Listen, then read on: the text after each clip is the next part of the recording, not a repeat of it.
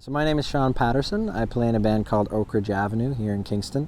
We're a four-piece indie rock band, and we've been active for about 4 or 5 years. Yeah, during the lockdown, it's been a little bit weird. We've definitely had to make our peace with doing live streams, which has been a really good way to still be able to get out to fans and audiences. It doesn't really compare to the real thing. I think all of us are really jonesing to get back to playing proper shows. It's a little bit weird just saying to the camera. It's really nice when people come through with comments and questions and things like that. It does make it a little bit more interactive in a way. It's kind of weird. It's almost more interactive at times than a show would be, because nobody's talking to you in the middle of a show. But between songs, when you're live streaming, you can take questions, you can take requests really easily. It may come for you, but it won't help me. Soon you find you came too close. We went from doing, gigs every week and practicing every week to doing flat out nothing. So for 2 or 3 months, we were basically completely out of it.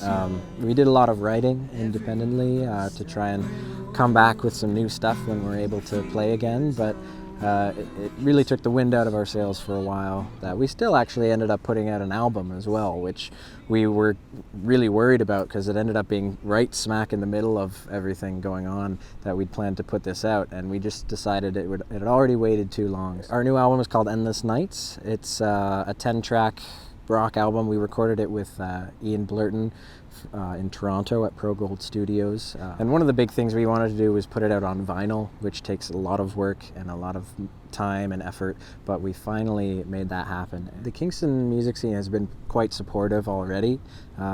Radio stations like K-Rock putting on their Indie Night in Quarantine streams and stuff has been really helpful.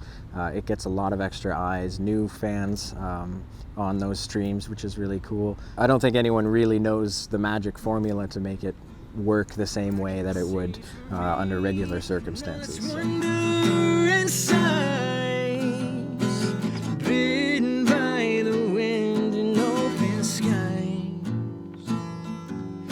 The truth I see brings tears to my eyes. I really hope it bounces back with a force. I do know for one thing, there should be a lot of people who are really craving to go and see live music again. I know within our circles, all of our friends and family and fans of ours are quite excited to get things back to normal whenever that is.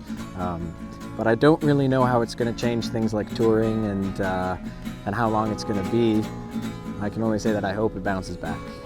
We're basically writing our second album at the moment, which has been going quite well.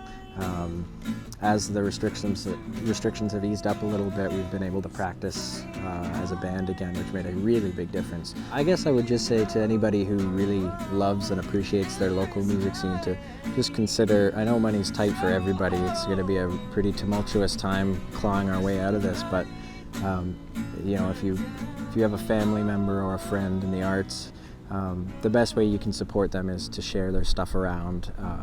Tell them that you enjoy them.